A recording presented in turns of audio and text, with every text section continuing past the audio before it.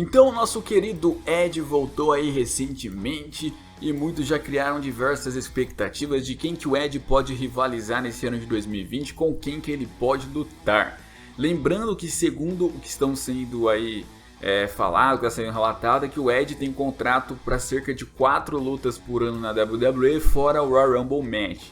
Então nesse ano ele deve realizar aí mais 4 lutas apenas, mas já era de se esperar. Ele tá voltando de uma lesão, vai ser um part-timer, mas já vai ser legal. Então eu listei aqui 5 adversários que ele poderia enfrentar nesse ano de 2020, 5 opções de adversários aí. Óbvio que vai ficar faltando aí, né, porque como eu falei são 4 combates, mas ele pode, sei lá, iniciar no que vem rivalizando com o Edge. Eu listo aqui, obviamente, o Randy Orton, né? O Randy Orton já é o primeiro porque, inclusive, ele já deve ser o primeiro de fato. Ele está em rivalidade com o Edge aí, como a gente pôde assistir no episódio do Raw pós Royal Rumble, né? O Orton apareceu, parecia até estar bonzinho demais, né, para ser Randy Orton. Foi lá, fingiu que poderiam voltar com a dupla deles no passado, aquela dupla tradicional, dos dois oportunistas ali, os dois grandes heels da década de 2000 da década de 2000, primeira década de 2000, eu não sei como que fala, é década zero que fala, sei lá. Antes de 2010 ali, com certeza foram os dois principais heels. Claro que a gente vai discutir aí se o Chris Jericho não entra também nessa, mas tá, pode colocar os 3. E bom, e aí, também tem que falar o Triple H. É difícil, esquece que eu falei. O fato é que o Randy Orton e o Edge começam já uma rivalidade e eu não preciso falar muito sobre o motivo de eles terem que rivalizar, né? Simplesmente alguém da velha guarda, alguém dos tempos do Edge, alguém que combina com o Edge aí, um retorno do Edge rivalizar com um cara assim, um cara que é muito mal, é muito cruel, pra mim é o heel mais cruel de todos os tempos. E tendo ele como o primeiro adversário aí para esse retorno já vai ser muito legal, ele tendo essa superação. Só que ele não tem só assuntos para resolver com esse Randy Orton, ele tem assuntos antigos para resolver com o Seth Rollins. Muita gente lembra muito bem daquele finzinho de 2014, principalmente a galera geração Fox Sports, porque era quando estavam começando a assistir WWE.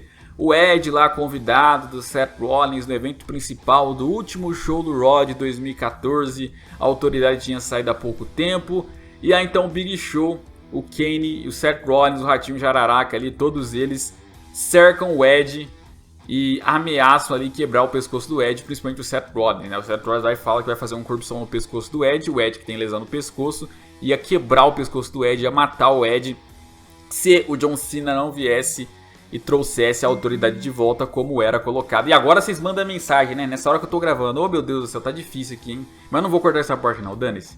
Porque então, se o John Cena não trouxesse a autoridade de volta, o Seth Rollins quebraria o pescoço do Edge. E o que aconteceu?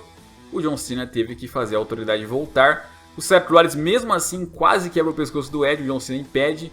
Mas fica sempre isso, né? Tipo, o Edge acabou ficando impotente ali, porque ele tava cercado, tava lesionado, ele não podia fazer muita coisa. Até teve depois, no ano seguinte, ele reencontrando o Seth Rollins no backstage, empurrando ele, só que não tinha muito o que fazer ali, né? Ele tá lesionado, como que eles vão resolver pra valer isso? Aquela treta, né? E, pô, agora dá pra resolver, agora o Edge tá de volta, então a gente pode ter Edge contra Seth Rollins, não só por essa razão, não só por essa treta, mas porque o Seth Rollins sempre foi colocado por alguns como um sucessor do Edge. Ele tinha um estilo muito parecido com o do Edge. Até se você for lembrar do Ratinho Jararaca acompanhando ele, lembrava muito a época que os protegidos do rei acompanhavam o Edge, né? Que no caso era o Zack Ryder ou o Kurt Hawkins. E de fato tinha algumas semelhanças. Então seria muito interessante de ver esse confronto dos dois aí, né? Nós temos a opção do AJ Styles. Por quê? Porque o AJ Styles, praticamente todo cara que vai voltar a lutar na WWE, o pessoal coloca o AJ Styles, tem que enfrentar ele, né? Porque o AJ Styles, querendo ou não, ele é aí um dos caras mais talentosos de todos os tempos, mas principalmente um dos mais talentosos dos últimos anos da WWE, já que ele chegou meio que tarde, entre aspas, na empresa, quando ele já não é mais um garoto, ainda assim muito talentoso. E ver o AJ Styles contra qualquer cara do passado, eu acho que sempre foi o sonho de muita gente, né? Muita gente sempre quis ver aquele cara lá que brilhava nas outras empresas, o que ele faria na WWE. E deu pra ver, só que ele lutou aí mais com a galera da nova geração. Foram poucos da antiga geração que ele lutou. Foi o Chris Jericho, ele teve um combate com o John Cena, mas você não viu ele, por exemplo, contra um Triple H, contra um Undertaker, contra um Shawn Michaels e, claro, contra um Edge. Você viu mais recentemente o Randy Orton também, né? Então, acho que seria uma opção legal também pro Edge estar enfrentando.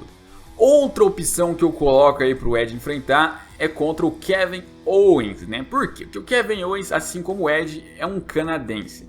E esses combates clássicos entre canadenses é bem interessante, mas não é só porque os dois é canadense que eles têm que se enfrentar, senão colocar qualquer canadense contra o Edge, pronto, tem que enfrentar o Edge. Não exatamente, mas porque eu diria que hoje, dos canadenses na WWE, o Kevin Owens é o melhor, está em melhor fase, né?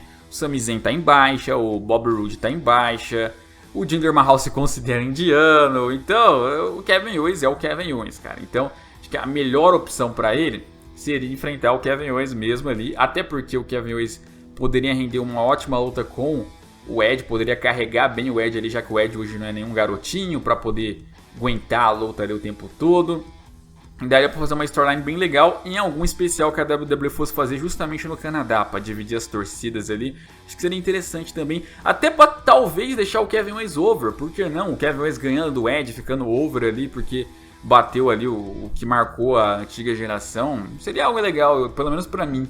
E nós temos, claro, também a opção aí do Daniel Bryan, né? O Daniel Bryan e o Edge, eu coloquei o Daniel Bryan mais pensando numa storyline entre os dois. Por quê? Porque os dois vêm voltando de lesão. Os dois tiveram aí suas carreiras encerradas no passado por causa de uma lesão e também no pescoço. E muitos colocavam que não, jamais esses caras vão voltar. E eles voltaram. O Daniel Bryan até antes que o Edge. E o Edge, talvez por influência do Daniel Bryan, acreditou que ele poderia também e conseguiu voltar. Então, acho que essa é uma storyline legal do Daniel Bryan Hill, do Daniel Bryan revoltado de, tipo, quando ele ter voltado não ter tido a mesma repercussão do Edge, o movimento TS ter abandonado ele, e no caso do Edge não terem ficado do lado do Edge, e que o Edge deveria parar de ser iludido por esse público, que o público ia fazer o mesmo que fez com ele, não sei o que. Sabe, uma história mais ou menos assim. Eu acho que ia ser legal ver os dois aí tendo um combate também. Até porque eu não me lembro se no período que o Daniel Bryan esteve na WWE ele chegou a lutar com o Edge. Eu não tô lembrando agora. Eu acho que eles lutaram no mesmo time já uma vez, mas um contra o outro não tô recordando. Eu acho que não chegou a rolar, né? Que não completou nenhum ano que o Daniel Bryan estava no roster principal e o Edge aposentou. Eu não lembro se tiveram algum combate, mas em pay-per-view eu tenho certeza que não tiveram. Então seria também interessante um confronto entre os dois.